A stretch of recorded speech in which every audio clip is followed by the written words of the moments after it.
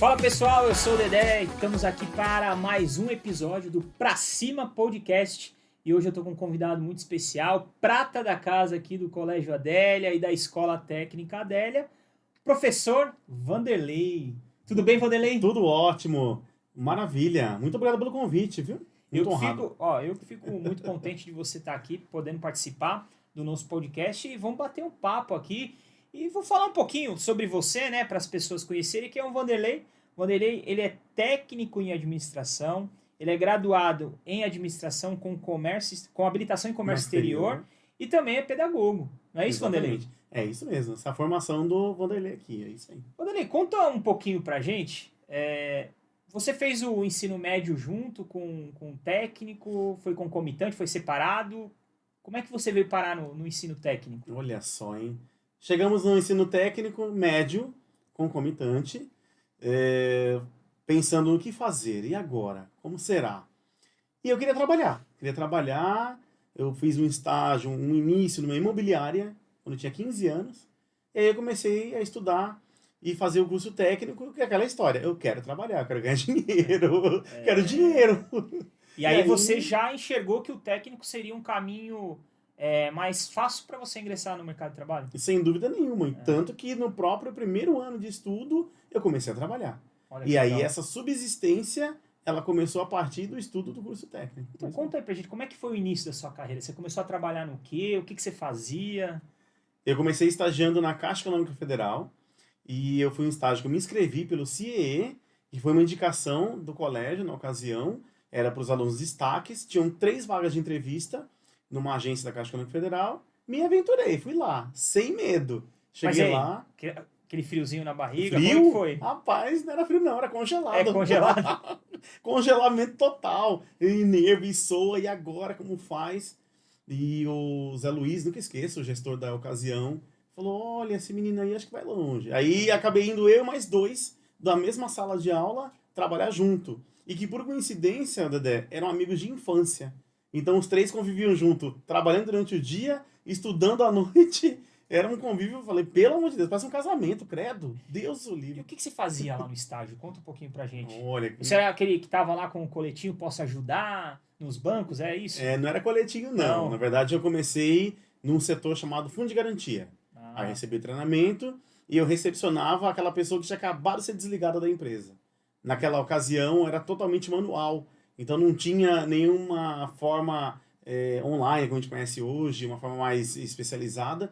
Então, era totalmente manual, com termo de rescisão, carteira de trabalho. Era dessa forma. E aí, eu aprendi e comecei a atender esse público que chegava geralmente cabisbaixo, triste. Era meio complicado. Era difícil, né? Receber Era punk. Era difícil porque aquela situação que ninguém quer passar, né? Mas a pessoa acabou de passar ali. Então eu acredito que muitos desabafos você deve ter escutado, Muitos, né? muitos. De pessoa que falam, e agora o que eu faço? Puxa, eu perdi meu emprego, era o emprego da minha vida. E o que você falava para essas pessoas, Vanderlei? Eu falava que e aí conseguir, vai atrás de outro, vai estudar, o conhecimento ninguém tira. E aí muitos falavam, mas eu já sou velho, não vou conseguir. Muita gente que estava aposentando e não queria parar de trabalhar. Então o público que ia era um público mais jovem e muitos sem qualificação, viu, Dedé? Muitos naquela ocasião. A gente vai falar bastante, né, sobre isso, porque hoje no Brasil existem as oportunidades, o que está faltando mesmo é a qualificação.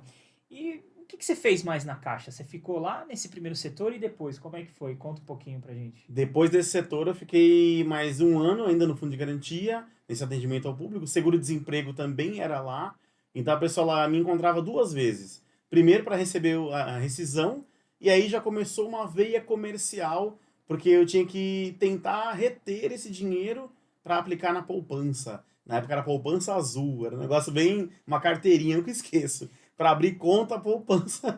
A gente tem aqui também, vamos bater um papinho mais sobre um pouco de investimento, né? Mas a poupança, ela ainda é, né, o queridinho do brasileiro, né? Então, você já aproveitava e tentava esse lado comercial, mas também mostrar um lado para a pessoa que ela teria que poupar um pouco daquele dinheiro, que é muito importante, né? Porque as pessoas acabam pegando aquele dinheiro e, se não tiver um controle, acaba gastando tudo, né? Sim, e na verdade a orientação era básica primeiro para que a pessoa tivesse uma subsistência até ela se recolocar profissionalmente. E que naquela ocasião não era tão simples assim. Então eu trabalhei no fundo de garantia e depois eu passei pelo setor de habitação. E na ocasião, em Bertioga, não havia a agência da Caixa Econômica e a nossa equipe de Guarujá foi deslocada para Bertioga para o projeto inicial, que é um condomínio que hoje existe lá, chamado Buriquioca, que foi totalmente financiado pela Caixa Econômica Federal. E nós fomos fazer esse trabalho de campo, que era um condomínio para os servidores da prefeitura de Bertioga. Então você participou, na verdade, você atuou nos 3 setores principais da Caixa Econômica, né? Que é onde o povão mesmo, que é um banco estatal, né? Acho que todo mundo conhece, a Caixa Econômica Federal. E você atuou lá no fundo de garantia, no seguro-desemprego e depois aí no financiamento, né? Financiamento imobiliário, no setor de habitação. E como estagiário. Como estagiário. Olha que legal, você saiu daqui do Guarujá e foi ajudar as pessoas que estavam ingressando na agência lá em Bertioga, foi isso? Na verdade, nem existia agência ainda. Não existia agência. Não, ainda era um projeto de ter uma agência bancária lá, da Caixa. E ao ir até a cidade de Bertioga, o que nós fizemos? Foi captar esses clientes que eram da prefeitura e que a prefeitura indicou esse projeto, que aí sim foi financiado pelo governo para habitação popular. Como é que era, Vanderlei, mesclar, né? Você estudava, fazia o ensino médio junto com o técnico, isso aí. À noite e durante o dia trabalhar. Como é que foi? Foi difícil? Como é que você soube levar as duas coisas? Porque a gente vê hoje um pessoal que acha que tudo é muito difícil. Olha, como é que eu vou estudar? Como é que eu vou trabalhar? Mas tudo tem um começo, né? Como é que foi? Rapaz, era uma rotina, Dedé, vou te falar, tensa, né? Era uma rotina de acordar às 7h30 da manhã. Nessa ocasião, eu não morava próximo da agência bancária, então utilizava de ônibus de transporte público, que não era rápido, até chegar ao banco. E eu ia com a minha marmitinha, com a minha mochila, trabalhava o dia todo, e aí na hora de ir embora, vinha correndo para a escola. Então era bem desafiador. E fora no meio do caminho, né? Estudar na hora do almoço. Estudar para as provas, né? As provas na hora do almoço, sempre. Era ali estudando e almoçando e muitas vezes comendo e estudando ao mesmo tempo e aquela coisa, mas eu tinha um destaque na vida escolar, isso eu tenho que reconhecer. A gente está comentando agora, né, que nos momentos ali do teu almoço, você pegava os livros, os cadernos, estudava, mas o que o curso te proporcionou no estágio? Você teve, você realmente viu o que você estava vendo em sala de aula, você conseguia aplicar ali no seu dia a dia? O que você tem para contar um pouquinho para quem está nos ouvindo aí, nos assistindo, né? Como é que foi? O curso realmente ajudou? Muito, muito, porque eu falo para todos que nos acompanham, a escola maior foi o dia a dia. E aí esse alinhamento do que via na escola, por exemplo, no setor de contabilidade, onde a gente trabalhava no fundo de garantia e tinha uma meta de ver quantos contratos por dia sairiam, porque isso tem uma verba que pesa na questão da própria agência, de quantos saques haviam.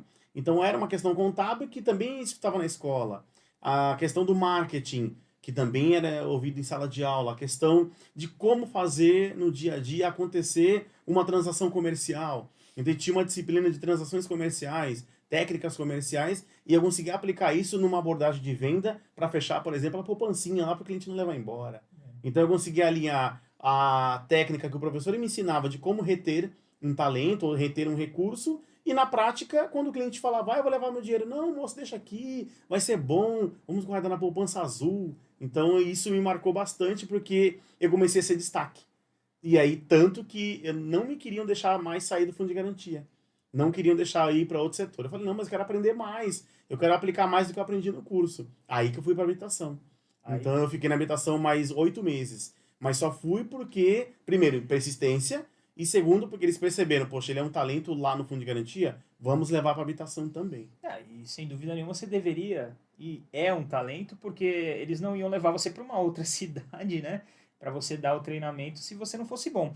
Você começou lá na Caixa Econômica, né, como estagiário, e aí a sua vida profissional, ela começou a acontecer. Como é que foi essa transição do estágio para realmente ser efetivado? Conta aí um pouquinho pra gente. Primeiro o medo, né? Porque eu tava prestes a completar 18 anos. E aí eu falei, e agora? E se eu vou pro exército? Eu não quero não, vou ser bucho de canhão, tô fora. Aí eu falei, não, complicou. Porque eu tinha medo de ficar Tanto que até uma moça da própria Caixa, o marido dela era da aeronáutica, eu falei pra ela, fala pro seu marido me dispensar. Aí ele falou, vou falar. Aí foi lá, me dispensou. E aí me liberou e acabou o estágio. Aí fiquei triste, poxa, acabou o estágio, e agora? O que eu faço? Acabou o estágio e acabou o técnico E também, acabou né? o Você tinha técnico. finalizado o técnico, No né? mesmo período. Aí eu falei, vamos pra faculdade. Vamos Foi pra pra faculdade. E aí você foi buscar fazer uma faculdade já na área que você atuava no técnico, né? Que foi administração com habilitação em comércio exterior. Né? O que te levou a escolher esse curso? Ô, Dedé, eu vou te falar que o que me levou, no primeiro momento, foi continuar a trabalhar. Eu tinha que ter uma subsistência. Nessa época, pode parecer incrível, mas já ajudava a sustentar a minha casa. Você falou uma coisa, Vanderlei, que é o que eu venho falando, né? A gente ouve muito essa geração nova. Olha, nós temos que trabalhar com o que a gente ama, nós temos que fazer só o que a gente gosta. Mas aí o exemplo do Vanderlei, ele precisava trabalhar. E eu tenho certeza que por essa necessidade nasceu um amor à profissão. Muito, já nasceu na época da Caixa. E eu vou te contar uma historinha, e vocês de casa, que incrível. Eu precisava comprar uma impressora. Porque eu comecei a fazer o técnico e tinha muito trabalho de escola para fazer. Fala um pouquinho para quem está nos assistindo que naquela época comprar uma impressora não era uma tarefa fácil, né mesmo, Vanderlei? Não, não era. Eu vou falar para vocês. Gente, encarem o desafio. Porque quando eu fui comprar essa impressora, eu falei, e agora? Eu ganhava um salário mínimo na Caixa Econômica e a impressora custava o valor de um salário mínimo. Só que eu ajudava a custear o curso com os meus pais e ajudava até dentro de casa. Eu falei, e agora? O que eu faço? Trabalhos a rodo para fazer, eu precisaria me dedicar e ter uma impressora. Fui com a cara e com a coragem na empresa lá, uma dedicação total a você lá. Eu não vou falar nome não me patrocina, não vou falar não, viu, gente? Aí fui lá, dedicação total a você. Fez o carnezão. Fiz um carnezão, falando, mostrando o papel de estagiário lá, porque não tinha o lerite. Aí, para minha surpresa, financiaram a impressora. Então, a primeira coisa que eu comprei na minha vida foi por causa do estágio. A primeira coisa que eu comprei, paguei bonitinho. E falei, eita, agora que eu vou comprar um computador. Então já tava bem na fita. Terminou o técnico com a sua impressora. E aí você foi parar na graduação. Como é que foi essa transição? Como eu te falei, 18 anos e agora o que eu faço? Não quero, me livrei da aeronáutica. Que alívio. Aí eu falei, vamos trabalhar. E eu coloquei na minha cabeça que eu queria fazer administração, porque eu me identifiquei muito com a possibilidade de ser um apoio. E você trabalhando com pessoas, com o público, Dedé, você acaba apoiando muitas pessoas. E eu vivenciei isso muito na Caixa Econômica Federal. Como nós estávamos falando aqui, vivenciar a conversa com pessoas, vivenciar os dramas das pessoas, o que eu faço agora, e aquilo me encantou. E eu me enveredei muito para a questão de relacionamentos pessoais, gestão de pessoas, mas a administração foi o que me despertou. Eu pensei também em psicologia na época, mas a administração foi o que me despertou. Você já estava na veia, né? Já e você foi ali. picado pelo mosquitinho da administração. E aí, quando você iniciou a graduação, você comentou que você terminou teu contrato de estágio, né? Para quem não sabe, tem um contrato, um tempo mínimo, né? Varia aí de 12 até 24 meses o período de estágio. Aí você ingressou na graduação. E quando é que você voltou a trabalhar? E onde? Para onde que você foi? Olha só, comecei a graduação. E dinheiro que não tinha? Aí recorri a papai. Papai, vamos me ajudar. Papai falou, tá bom, vou te ajudar. Mas vá trabalhar, porque eu não vou te sustentar não, viu, filhinho? Tá bom, pai. Aí eu comecei já a fazer ali a faculdade, administração de empresas, com habilitação na área de comércio exterior. E eu percebi que eu tinha que voltar para a área bancária. Tentei voltar para a Caixa Econômica Federal, porque tinha esse vínculo da faculdade com o OCE para o ensino superior. Sim. Porém, na ocasião, não tinha vaga. E aí apareceu na minha vida o Banespa, que era um banco do estado de São Paulo, na ocasião. E tinha a vaga. E aí eu fui me inscrever. Só que não era em Guarujá, era em Bertioga. Nunca tinha ido para Bertioga, nem sabia que era Bertioga. Nossa, que Bertioga. Aí eu falei, vou. Peguei o ônibus, fui lá de busão. Mas você quando foi fazer o processo lá de financiamento imobiliário na Caixa, você não tinha ido para Bertioga. Nunca. Só tinha treinado o pessoal que iria para Bertioga, foi isso? Na verdade, cheguei a ir para Bertioga, fiquei lá algumas vezes, mas eu... Mas não conhecia a cidade, nada, a vivência da cidade? Nunca, só cheguei, me deram carona, voltei, mesma carona, dormi no carro, babei no carro lá e vim embora. Não sabia que era Bertioga na minha vida. E aí, essa oportunidade de estágio a nível superior surgiu no antigo Banespa, que hoje é o Santander, para Isso. quem não sabe, né? Em Bertioga. Em Bertioga. E como é que era? Aí ficou mais longe ainda. A vida deve ter dado uma atrapalhada, né? Porque ir acordar mais cedo ainda, ir para uma outra cidade, voltar, estudar à noite. Como é que foi? Você sabe que essa foi a primeira indagação da entrevista. Você mora no Guarujá, você vai aguentar vir para Bertioga todo dia? Porque eram 2 ônibus e uma barca. Nossa. E aí eu falei, e agora? Falei, vou, conte comigo aqui. E aí fiz a entrevista e fiquei. Mas o fator primordial, Dedé, para ficar, foi porque eu tinha cursado técnico. A gestora deixou bem claro, você só vai ser contratado porque você já tem experiência como técnico. Olha, isso é muito importante que o Vanderlei tá falando, né? Hoje o mercado, ele precisa da mão de obra do técnico. O que a gente costuma dizer, tem muito graduado, né? Muito cacique, né? Para pouco índio. Então a gente precisa, hoje o mercado precisa da mão de obra do técnico. E assim, o exemplo que o Vanderlei tá dando aqui é assim, o exemplo que aconteceu, que é real. Olha, você só vai ficar aqui porque você fez o técnico. E olha que você estava em busca de um estágio para graduação de administração no nível superior, para vocês verem como é a importância aí do técnico. E aí você ficou lá no estágio, no antigo Banespa, mas esse estágio uma hora acabou, né? Uma hora acabou. É. Estágio de 1 ano. E aí outro detalhe engraçado é que essas mesmas 3 pessoas que eram do técnico comigo aqui, meus amigos de infância, também foram comigo para esse estágio, foram fazer a faculdade juntos e foram também para esse estágio no Banespa juntos. Juntos, os 3. E como é que foi esse término do contrato de estágio na graduação? De novo você ficou, meu Deus, o que eu vou fazer? Acabou o contrato. Aí eu falei, e agora? Não tinha mais como renovar, porque no ensino superior na época era uma trava de 1 ano. E aí eu falei, preciso arrumar um emprego de novo naquele, né? E meu pai me cobrando o dinheiro que ele tinha me emprestado da faculdade, tá? Pensa que ele esqueceu? Esqueceu? Não. E aí chega na minha vida o setor de recursos humanos. Fui trabalhar como auxiliar de recursos humanos no Colégio Adélia. Voltou a casa. Voltei a casa. Que te formou. E como é que foi essa experiência, que é um outro leque, né, da área administrativa? Como é que foi trabalhar com pessoas, RH, né? O RH que é o setor mais temido aí dos funcionários, né? Como é que foi? Experiência incrível, porque era diretamente do departamento pessoal, então era o cálculo de folha de pagamento. E aí, dia de pagamento, o pessoal quer verificar se está tudo certo. E aí tinha aquela fila de pessoas, mas isso aqui eu acho que faltou, isso aqui tá a mais, isso aqui tá a menos, vamos calcular. Então era também, de novo, na minha vida, a vivência com pessoas, Dedé.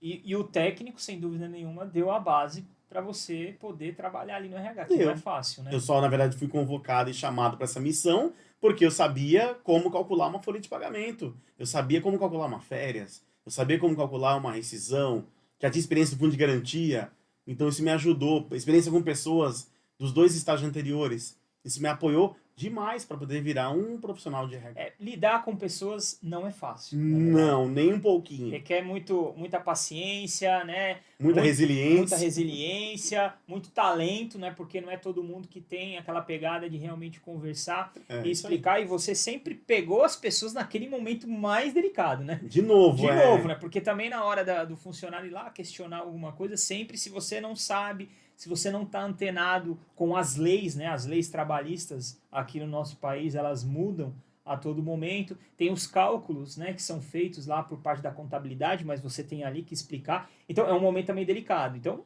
para você, eu acho que caiu de novo. Foi fácil, né? Caiu de novo, você tá naquele momento complicado e você tirou de letra. Foi fácil, e o engraçado é que eu vivenciei o outro lado.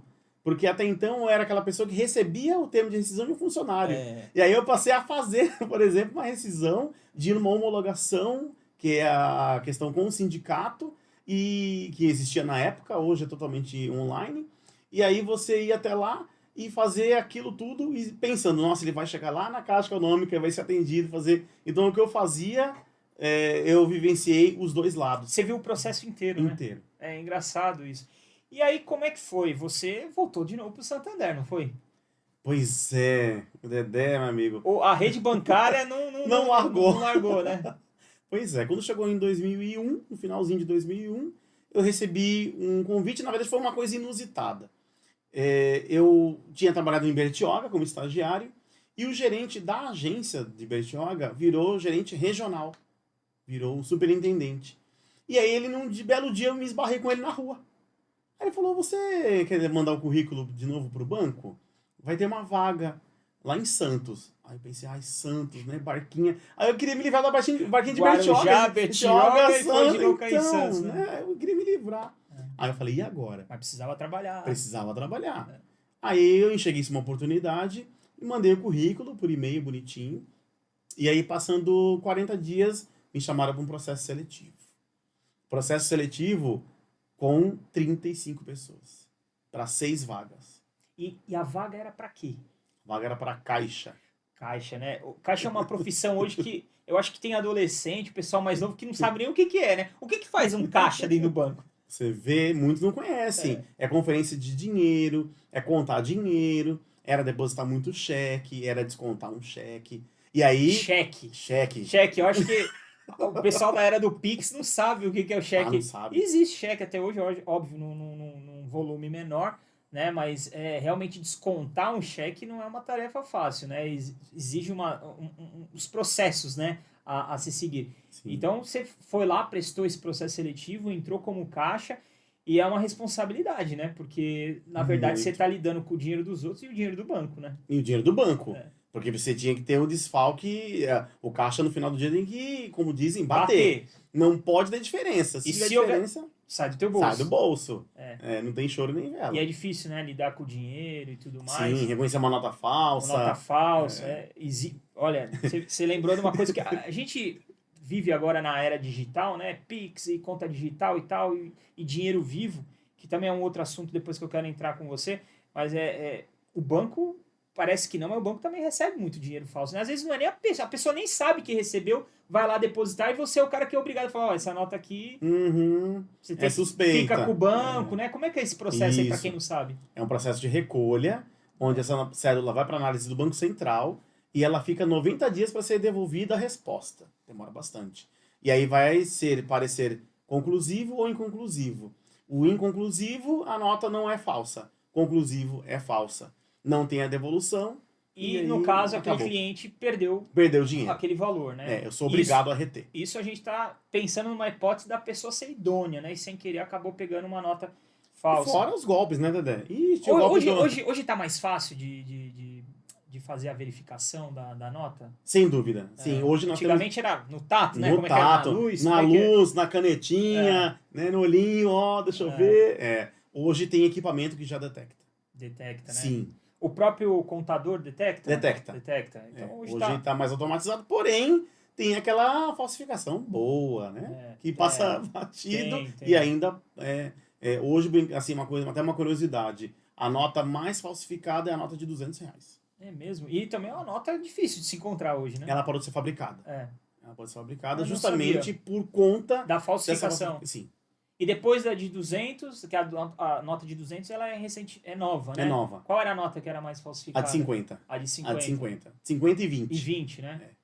Engraçado. E aí você começou como caixa no Santander, né? Você terminou a sua graduação, né, em administração com habilitação em comércio exterior. E aí como é que foi dentro do Santander? Que você tem uma carreira dentro do Santander, né? Exatamente. Foi criada uma carreira a partir de 2002, no meu ingresso. Comecei como caixa. E aí eu falei, não quero ficar contando dinheiro a vida toda não, Dedé, não dá. Aí eu falei, vamos promover. E aí eu virei tesoureiro. Não fugi. Pelo contrário. Não fugiu de contar dinheiro, né? Não fugiu. Contei mais. Aí eu falei, e agora?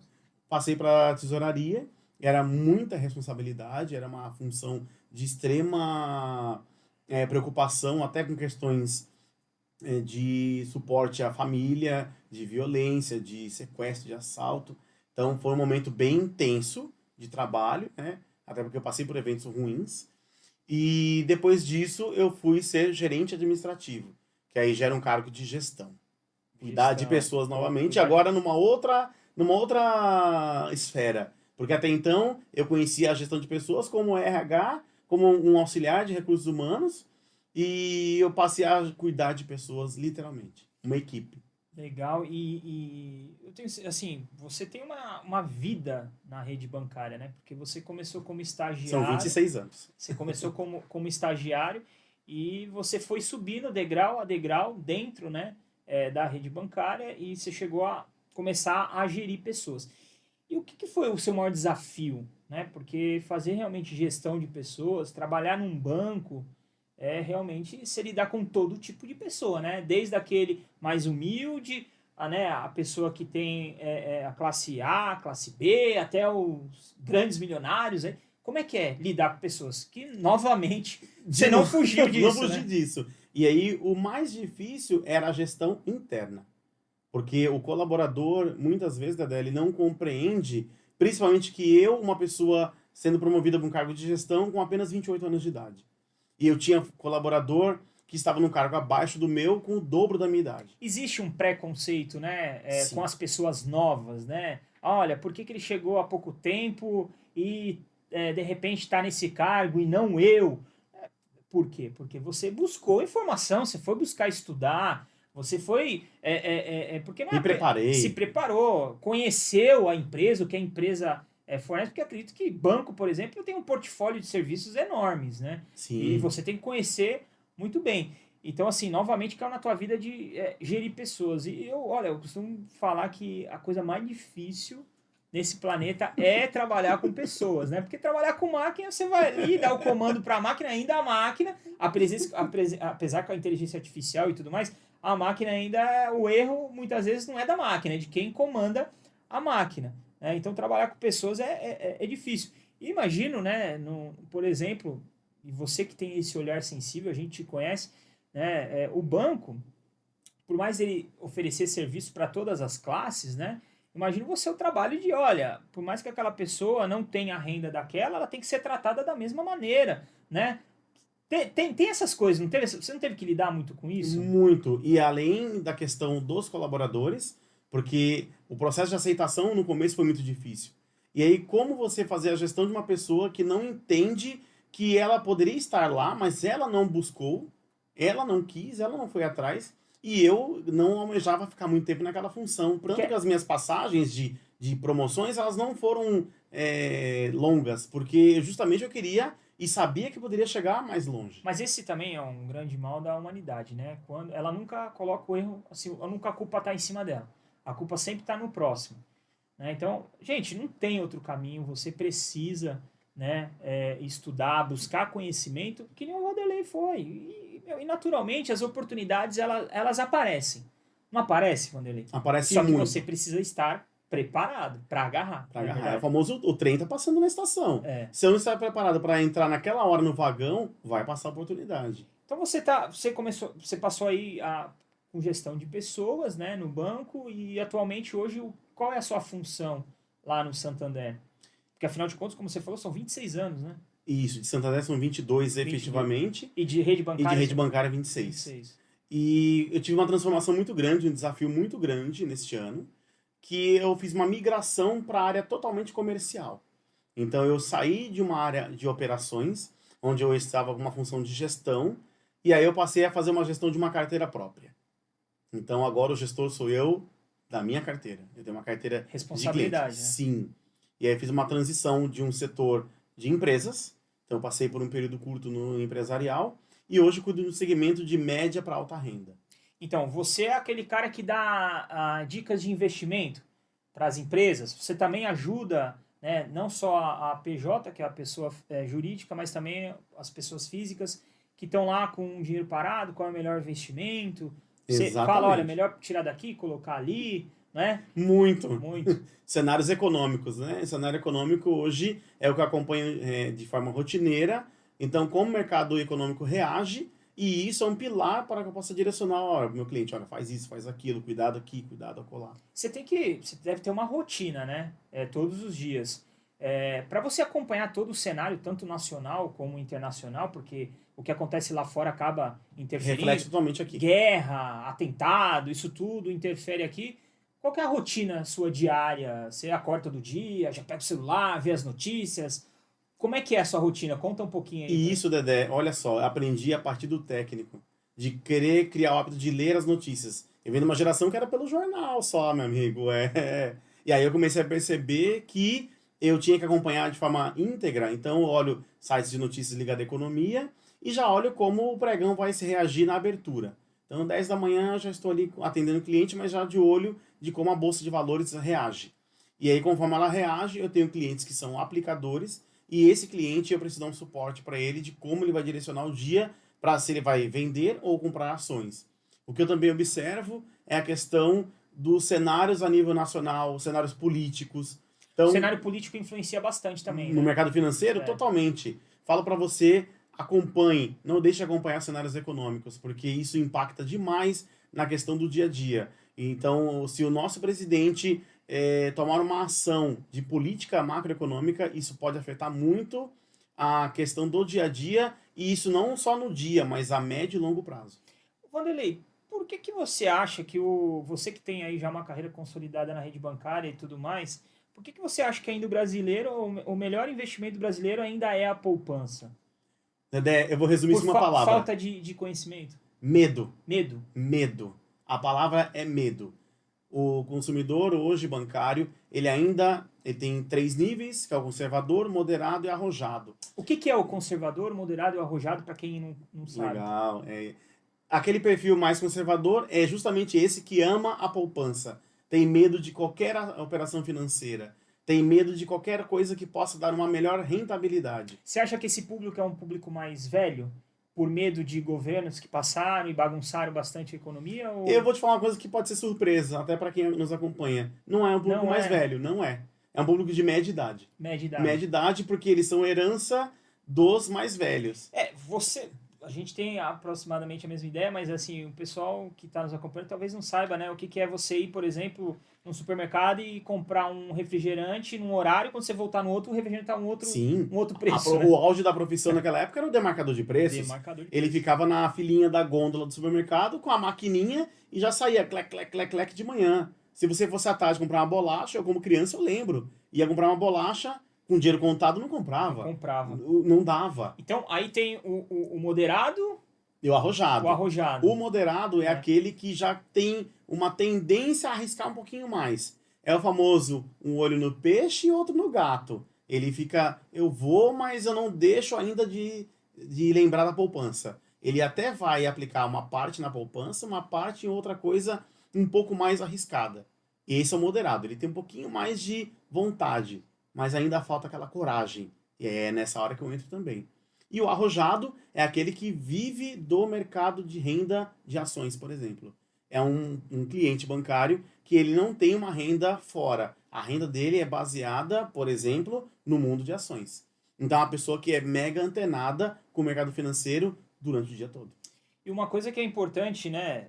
Eu como também sou técnico em administração, a gente sempre estudou que tanto uma empresa como uma pessoa física tem que ter uma coisinha chamada reserva de emergência, né?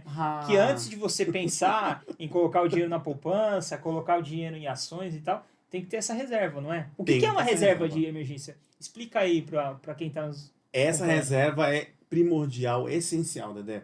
Porque o que acontece? As pessoas elas passam por momentos, passamos agora um momento pandêmico, que foi super difícil, e na prática eu vi muitas empresas e pessoas físicas quebrando, e muitas que conseguiram se sustentar e outras conseguindo prosperar até, porque ela tinha essa reserva de emergência, um valor que ela sabia que ela podia contar. O aconselhável é de 10% a 15% da renda bruta ser a reserva de emergência. Todos os meses. Todos os meses, tem que ser uma coisa muito disciplinada. É aquele dinheiro que você tem que fingir que não existe.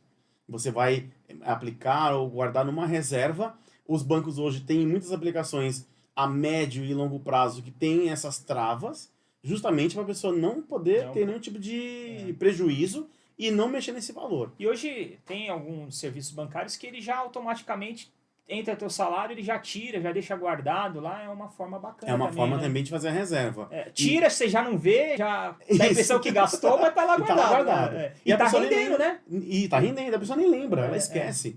Porque é uma coisa muito importante falar a vocês de casa que nos acompanham também, e Dedé. O dinheiro, nós temos que trabalhar para que ele sempre nos ajude a ter essa reserva e ter esse montante. Aquele famoso ditado, é botar o dinheiro para trabalhar. Para trabalhar, exatamente. E muitas vezes nós esquecemos disso. Porque muitas vezes se pensa só no que eu vou guardar. Mas e o que eu posso fazer com aquele montante de rendimento? É o rendimento que faz a diferença na hora de você conseguir um bolsão, que nós chamamos, no mercado financeiro. É esse bolsão que te proporciona lá na frente fazer outras coisas. E que o brasileiro muitas vezes não tem isso muito claro. Então, volto de novo ao ponto, né? A gente ainda está engatinhando, né, muito nessa questão. Porque o brasileiro sabe discutir sobre futebol, sabe discutir sobre a novela das 9, né? Acho que, sei lá, se alguém assiste novela ainda, estamos aí no mundo do YouTube. Aproveitando que está no YouTube, ó, não esqueça não. Se inscreva no nosso canal, clique no sininho aí para receber as nossas notificações. Eu acho que ainda você acha, eu acredito, né? Perguntando para você, falta conhecimento. Falta conhecimento. Falta conhecimento. Porque quando as pessoas entendem que ela pode colocar o dinheiro para trabalhar para ela, eu acho que é uma alavanca, né? Estímulo. É uma mudança de chave, né, na vida, assim. Não é verdade? É um estímulo. E, na verdade, o ser humano, Dedé, ele está muito habituado a querer guardar muito. E é esse o primeiro erro. O primeiro erro é querer guardar muito dinheiro e você não pensar no que você pode proporcionar com aquela guarda. Não guardar por guardar, mas guardar com um propósito. Guardar com uma questão de que o que eu posso fazer para aquilo de fato me proporcionar uma lucratividade. Isso ainda falta no mercado financeiro, de expor mais, né? E aí como é que você aprende isso? A partir de um estudo, a partir da formação na própria administração, você consegue ter essa visão mais macro. É uma coisa que a gente frisa muito para os nossos alunos, né? Ter a visão da situação. Mas um dos outros incentivos que nós damos aqui também, e quando eu fiz o técnico, é a fomentar o empreendedorismo, né? É fazer com que aquele aluno, não simplesmente, aí no seu caso, você foi estudar porque queria trabalhar, mas a gente tem aqueles casos também daqueles alunos que querem estudar porque querem ter o seu próprio negócio, né? E um dos problemas, né, no Brasil, daquele empreendedor de primeira viagem, muitas vezes você...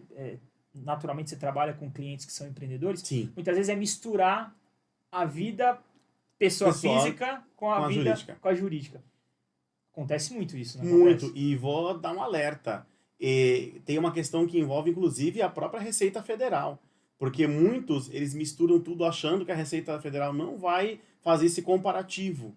E aí, quando você tem uma malha fina, por exemplo, então a malha fina é quando você, por alguma questão de inconsistência, você fica com uma declaração de imposto de renda travada e você tem que prestar esclarecimento para a Receita Federal, então você cai na malha fina. Quando isso acontece, você tem aí uma falha e essa falha pode ser originada justamente por essa mistureba de recurso próprio e recurso da empresa.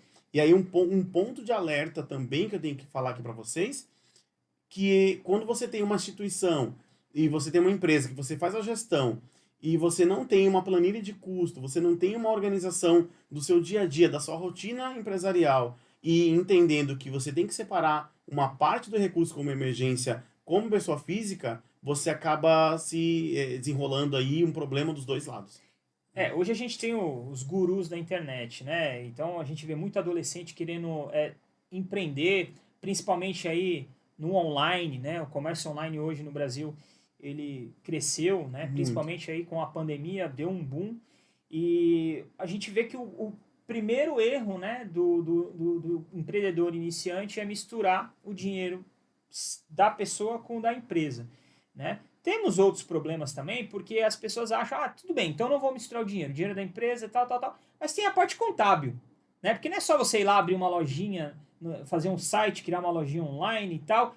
Tem a parte contábil, tem os seus deveres e as suas obrigações. E assim, isso eu queria que você falasse um pouquinho, né? Que isso é um alerta, né? Que a gente dá sempre para os nossos alunos, sempre tentando fomentar o empreendedorismo, mas também dando uma visão geral de que se você não seguir os processos e não fizer tudo certinho, você pode se complicar, não é verdade? É verdade, e a primeira empolgação é a da abertura.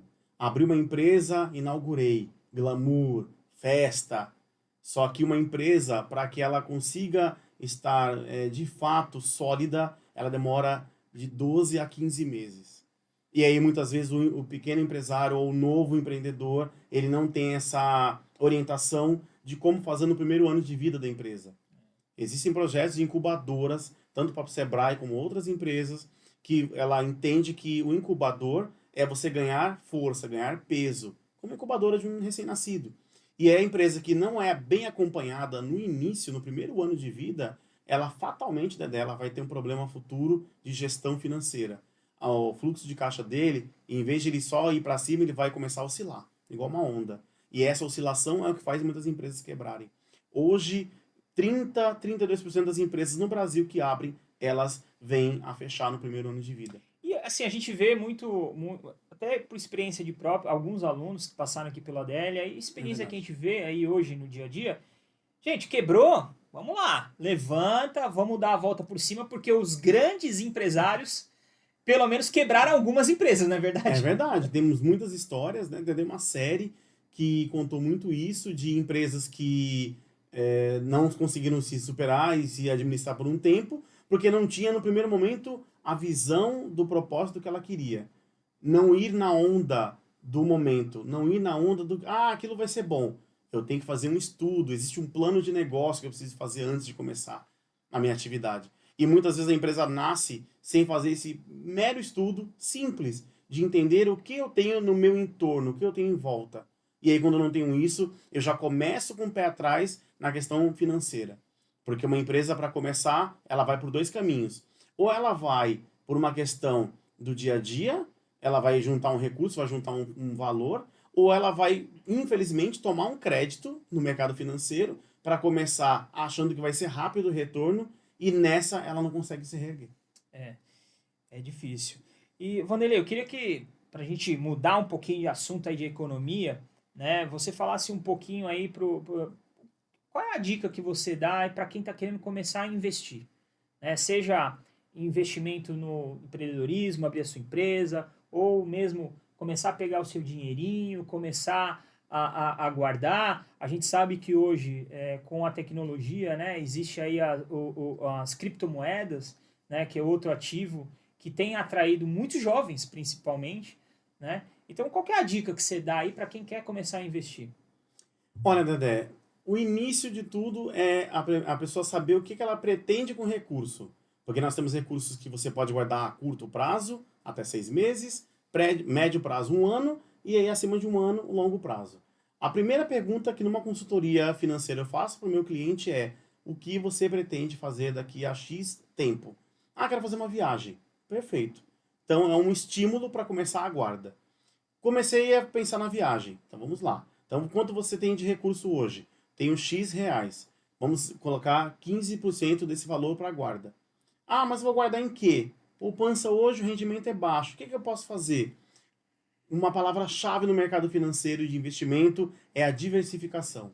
Quando você diversifica, você tem uma pulverização de valores em vários tipos de aplicação. Então você falou, Vanderlei, uma coisa, investimento. As pessoas, elas muitas vezes não entendem o que é investir, só no gasto. Então, vou comprar um celular novo. É um investimento? Não sei. Depende, porque um celular você vai ter gasto. Então, nem tudo que traz um gasto é um investimento. Um carro é um investimento? Depende. Eu vou trabalhar de Uber? Pode ser. Ou eu vou comprar um carro porque eu quero impressionar a minha namorada, eu quero impressionar a família. Então, eu ainda acho que falta um pouco de conhecimento. A diferença exatamente do que é investir e gastar. Porque para você gastar, significa que esse gasto vai ter um retorno investido. Esse é o pulo do gato. E o que a gente costuma falar, o melhor investimento que tem hoje é em conhecimento. Porque o conhecimento é o único investimento que vai te trazer retorno. Não é verdade? E esse retorno ele vem em curto prazo. Em curto prazo. Isso é fato. Você me fez lembrar uma história muito bacana de empreendedorismo que começou quando um aluno fez um trabalho e esse aluno ele pensou: poxa, eu acho que eu quero montar meu negócio. Eu não quero ser empregado de uma empresa. Eu quero ter uma rotina própria, minha. E aí ele pensou em montar uma confecção. E no trabalho escolar, isso instigou o aluno a fazer a criação dessa empresa. Ele não tinha capital nenhum. O único dinheiro que ele tinha, ele conseguiu com os pais, R$9.000. E desses R$9.000, ele começou com máquinas que ele adquiriu à vista. Então, ele começou o negócio dele sem nenhuma dívida. E começou a prosperar fazendo a confecção de bordados e roupas, né, para uniformes. E hoje ele é um empresário já no ramo. Então, você me fez até lembrar de como uma pessoa pode iniciar um empreendimento. Ela pode iniciar pensando muito bem o que ela deseja. Ela queria, na verdade, o quê? Autonomia financeira.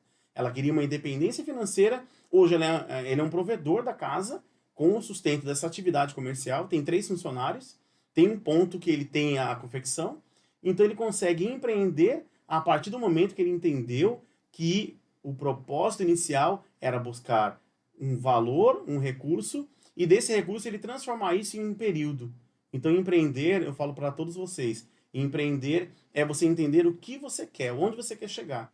E para isso eu preciso estar muito tabulado, muito alinhado com o que o mercado pede, porque eu não posso fazer nada sem olhar o mercado em volta, e principalmente o que eu quero atingir em curto e médio prazo. A gente tem que ser honesto que empreender hoje, apesar de muitas pessoas ainda terem dúvidas, dificuldades, hoje é muito mais fácil do que há 10, 20 anos atrás. Hoje, você, com a tecnologia, ficou fácil empreender. E já entrando nesse futuro, né? Porque, como eu estou falando que hoje é mais fácil empreender, o que você vê aí para os próximos cenários, a nível mundial, a nível Brasil? Qual a sua previsão aí para o futuro, para o setor, que é o que a gente está falando, administração, economia, porque hoje tem um medo, um receio muito grande que, por exemplo, a tecnologia vai suprir, né, vai exterminar algumas áreas de atuação. Algumas áreas de atuações, algumas profissões. Eu acho que assim, até vai, mas o mundo ele vai o mundo vai mudando e nós temos que acompanhar as tendências. Você acha que, por exemplo, um computador vai fazer o papel do administrador? Jamais você tenha a total ciência que o computador ele é um instrumento de apoio. Eu preciso de um profissional, ali uma pessoa preparada, capacitada para fazer a execução de uma engrenagem empresa funcionar. Se eu não tiver essa pessoa capacitada, ser humano, que entenda pessoas, que entenda processos, que faça pareceres, é um PPP, que ela consiga de fato fazer a engrenagem acontecer. A tecnologia, a inteligência artificial são espetaculares no sentido de você conseguir fazer uma gestão mais eficiente, mais rápida.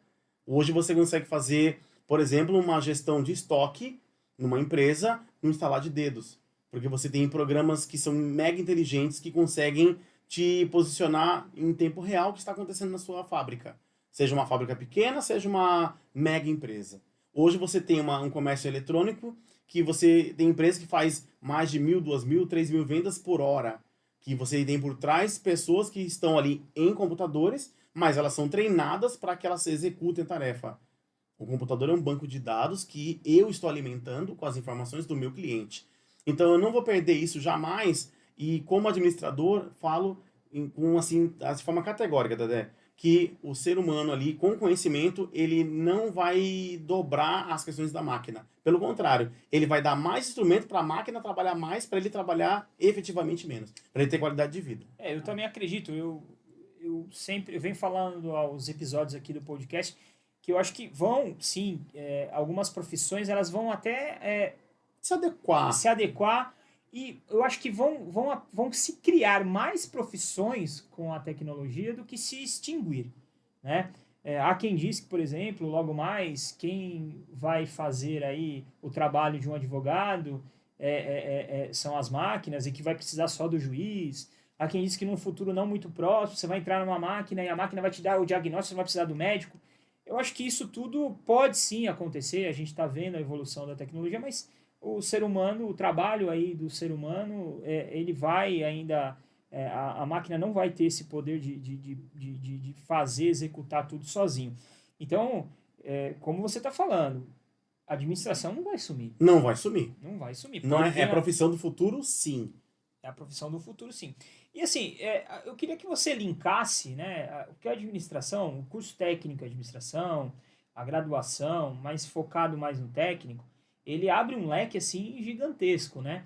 Então, por exemplo, uma pessoa que faz a administração, ela tem que ter uma visão de logística. Ela tem que ter uma visão, por exemplo, de segurança do trabalho. Né? Ela tem que ter uma visão de contabilidade. Queria que você falasse um pouco desse leque, né? Que hoje o profissional de administração, ele é um polivalente. Não é isso? Um polivalente, né? Ele é um polvo, né? Que já era o mascote do curso, né? Do curso aí. Aqui no ADER é um polvo, né? Um polvo, porque você tem ali vários momentos fazendo várias coisas. Ah, mas tem que fazer tudo ao mesmo tempo? Não. Mas é entender que tudo tem aquele momento, aquele time. Não dá para perder aquele time. Então, um profissional hoje técnico, ele atua muito mais na frente de gestão, muito na frente de atendimento ao contribuinte, a um público, e ao mesmo tempo ele tem que pensar, será que o meu estoque vai ser suficiente? Eu vou contar um exemplo aqui clássico. Uma empresa, um restaurante, ele faz uma gestão administrativa com todos os setores, ele atua com tudo que ele vê num curso técnico, por exemplo, em um dia. Porque ele faz uma gestão de estoque, tem que ser eficiente, porque tem que trazer qualidade. Ele faz uma gestão de marketing, de vendas para divulgar o produto e efetivamente vender. Ele faz a questão financeira no final do dia de um fechamento de caixa. Ele faz a gestão de pessoas. Olha quanta coisa num único exemplo de uma empresa em um dia. E um único dia ele executa várias coisas por ser um profissional administrador, por ser um técnico. E uma coisa que é legal, né, que as pessoas precisam entender, que o graduado em administração tem uma função dentro da empresa. O técnico tem outro, o assistente administrativo tem outra. Queria que você falasse um pouquinho aí sobre isso. Então, o técnico em administração, ele faz um papel operacional. E esse papel operacional, ele é muito importante, Dedé. E é por isso que está em alta ter cursos técnicos. O nosso Brasil, ele é carente ainda de pessoas que tenham essa formação. Porque a gente vê países desenvolvidos, né, que estão anos-luz, né, na profissionalização da população. Porque um país, para ser de primeiro mundo, tem que ser... A população tem um país, Dedé, que tem 32% de estudantes que fazem curso técnico. E o Brasil só tem 8%. Nem 8%. Nem 8%. Nem 8%. São 8% da população no Brasil que está cursando aí um curso técnico. Wanderley, você faz um trabalho muito bacana, que eu queria que você pontuasse aí, rapidinho pra gente, porque assim, não adianta só a pessoa entrar, fazer o curso e tal, e achar que o emprego vai cair do céu. Exatamente. Né? Você passou em alguns, né, na sua vida, que é o famoso processo seletivo. E você faz um trabalho bacana com os alunos, que é prepará-lo também para esses processos, para a entrevista, né, que dá dor na barriga e deixa aquela pessoa, muitas vezes, que é falante, fala na sala de aula, mas chega na hora, trava, gagueja. Tem gente que acaba falando demais, tem gente que fala de menos, tem gente que mente. Queria que você contasse um pouquinho aí. Ah, Dedé, mas o olhar, ele diz tudo. Num processo seletivo, eu vou falar como entrevistador, que fui muitas vezes em gestão, fiz muito processo seletivo nessa vida profissional. E a primeira dica que eu dou para você que nos acompanha, principalmente, fale a verdade. Seja sincero. Pode doer, pode ser que você não consiga aquela vaga, não tem problema, mas fale a verdade. O currículo, ele é um espelho do que você é naquele momento ali. O currículo é o seu cartão de visita. E tem que ser um currículo, Dedé, magnético. E esse currículo magnético é aquele que atrai o olhar só de você identificar ele. Hoje você tem currículo online. Você muitas vezes não vai até a empresa, mas seu currículo chega até o gestor, chega até os recursos humanos. E o cuidado número 1 que tem que se ter das informações inseridas para que você, de fato, tenha essa análise. E antes de mais nada, entender se a empresa, realmente, se você tem um perfil para aquela empresa. Isso. E também, né, Wanderley, eu já atuei no Recursos Humanos, e fica assim, por exemplo, você vai mandar um currículo, primeiro verifica se a empresa ela está com uma vaga que você possa ocupar. E segundo, quando você for enviar seu currículo, já direciona o seu currículo para aquela vaga que você pretende. Exato. Porque você, como recrutador, você pega aqueles currículos com a pessoa quer tudo. O que aparecer para ela não fica legal, né, Wanderley? Não fica legal. E um currículo direcionado é aquele que você tem mais chances de você ser admitido. Porque quando você coloca no currículo a informação, deseja atuar nessa empresa, ou coloca um monte de cargo lá que você quer, mas qual que você deseja?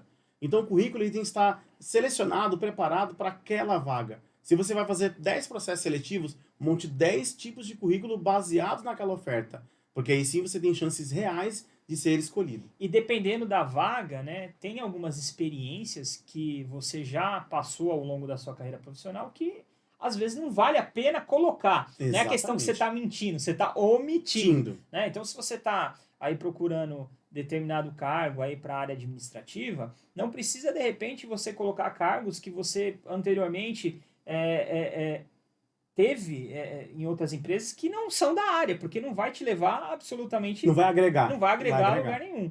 Né? Então, assim, o que eu acho muito importante é essas dicas aí que você dá e que uma dica né? Como você falou, esse currículo magnético, uma coisinha que você coloca ali é para o recrutador É aquele bater o chamar olho, atenção e falar, é esse que eu quero chamar. aqui. Porque Sim. no meio daqueles currículos tem um monte, né? E você precisa ver, e esses toques que você dá para os seus alunos, que é como é que você se diferencia. Então, eu acho assim, é fenomenal você falar isso que, olha, é melhor fazer 10 currículos do que fazer um só e sair jogando Sem pra dúvida, cima, loteria. loteria, e aonde cair, caiu, e eu tô ali, Porque né? é muito comum, o que que acontece, Dedé? Vou entregar currículo, vou numa avenida movimentada da cidade. Vou lá, vou bater em 10 empresas. Ah, meu currículo, olha meu currículo, olha meu currículo. E não tem nenhuma visão do que, poxa, mas se eu for em 2 ou 3 empresas daquele ramo, daquela atividade que eu tenho conhecimento, que eu tenho um domínio do assunto, aí eu já tô na frente. Entra na internet. Você vai mandar o currículo para uma empresa, hoje todo mundo está na internet, entra no site, conheça um pouco mais a empresa, veja o que Ganhe você... repertório na hora da entrevista. O repertório é essencial. Quando você tem um repertório, você dificilmente você perde na hora da entrevista. Até porque muita entrevista hoje é grupal. E aí, qual o outro pulo do gato? A entrevista grupal é você, de repente, levantar a mão e ser o primeiro? De repente, sim. Mas ter consistência no que você vai falar. Às vezes, aquele primeiro que levanta a mão toda hora pode ser o pavão, que não vai demonstrar tudo que ele pode de aptidão. Então, aquele pode ser o segundo, o terceiro, mas com consistência. Entrevista grupal, você tem que aparecer, porque senão você não é escolhido. E o magnetismo vem no currículo, no papel, mas também vem nas suas ações. Tomar cuidado com o e-mail, né? Colocar... Muito. Nossa, Não, que a gente fala isso pros alunos. A gente não coloca lá, lindinha, florzinha, 45. Gente, por favor, telefone, Dedé. Eu já deixei de contratar pessoas porque a pessoa não atendeu o telefone. Gente, a pessoa, incrível. a pessoa às vezes... Ó, você tá deixando, entregando o currículo?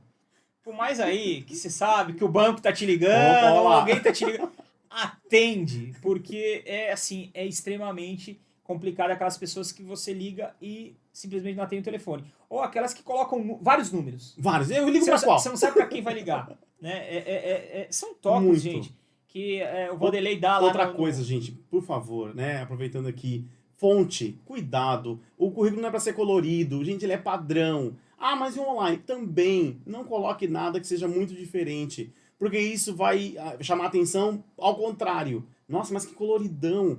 Eu tive um episódio, um currículo por foto. Foto, coloca ou não coloca? Foto, só se o cargo exigir a foto. Ele não vai contratar a foto, vai contratar um ser humano. E aí a pessoa colocou uma foto de balada no currículo. E ficou muito ruim. Porque aí eu fiquei curioso para chamar na entrevista. Falei, deixa eu entender o que essa pessoa quer. E aí realmente ela não tinha o perfil para a vaga que eu precisava naquele momento. Ou senão a pessoa faz aquele Photoshop, né? Parece outra pessoa, né? Chega na... Aí fala assim, nossa, mas vim pra entrevista, mas não é você. Mas peraí, não. Mas... É você mesmo, né? Assim, são dicas como essa que o Vanderlei lá dá no curso técnico de administração. Porque simplesmente isso faz parte, né? Você ajudar o aluno não só a se formar, mas também, olha, a ingressar no mercado de trabalho.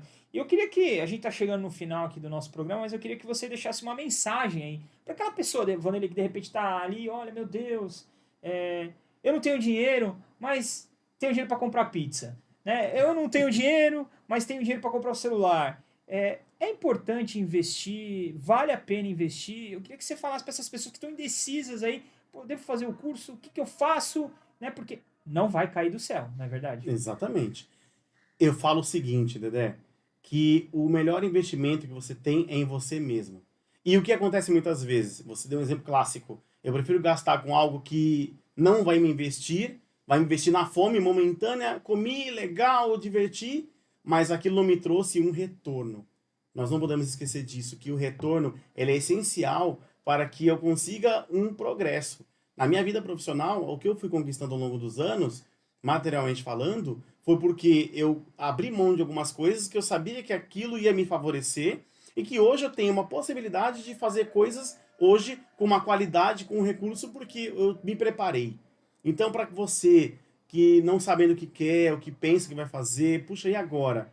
Não esqueça que quando você investe no seu conhecimento, quando você investe nas suas qualificações, você tem total possibilidade de atingir voos maiores. E esse voo maior, ele acontece, ele existe por quê? Porque eu me preparei. Então, a dica hoje é você levantar, pensar e falar, poxa, eu tenho esse recurso, no que eu faço? Invista no conhecimento. É um investimento que você vai ter retorno. E como eu tive na minha vida profissional, um retorno a curto prazo, e que me proporcionou fazer coisas que eu jamais poderia pensar em fazer porque eu já estava preparado. E ó, eu não sei se o pessoal que tá em casa tá ouvindo, é mais uma turma se formando aí. O pessoal tá animado. É verdade. Então, gente, o melhor investimento é na educação. A gente não tem como fugir disso. Se você tá querendo ingressar no mercado de trabalho, você tá querendo dar uma alavancada na sua vida profissional, venha fazer um curso com a gente, que eu tenho certeza que você não vai se arrepender. Teremos um banho de loja. Esse é o banho de loja. E o banho de loja para você ganhar dinheiro. E não esqueça, você ter o dinheiro como seu aliado e um aliado para você prosperar.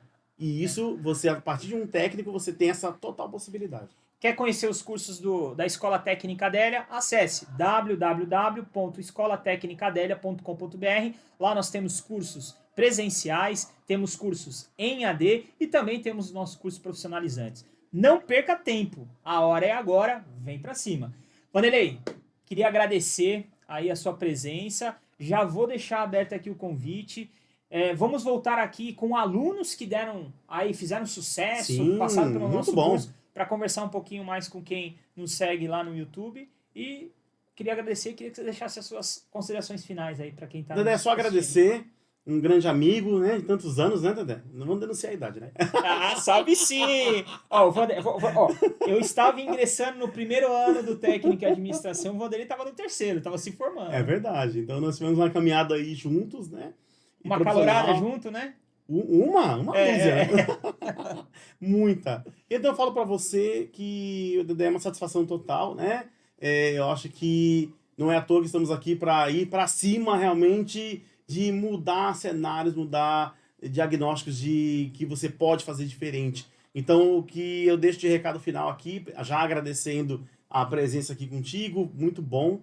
E saibam, não esqueçam, que quando você tem uma situação que você consegue, de fato, entender que investir é investir primeiro em você, você não tem quem te segure no mercado profissional. Tendo um currículo que seja totalmente magnético, um currículo atrativo, que você nele consiga inserir o que você de fato pode proporcionar para a empresa que você vai ingressar, ninguém te segura. Queria que você deixasse aí também, Vanderlei, quem tivesse alguma dúvida, quiser perguntar uma coisa para você que por muitos anos foi coordenador do nosso técnico em administração, como é que te acha nas redes sociais? Fala o arroba lá do Instagram pro pessoal te achar. Olha só, hein? Quer me localizar no Instagram? É vanderlei.fonseca.35. Me acha lá, facinho, estou à disposição. Mas esse 35 não é de idade, não. Não é, não. Vanderlei, obrigado mais uma vez. Obrigadão, meu amigo. Vamos pra cima. Pra cima. Abraço.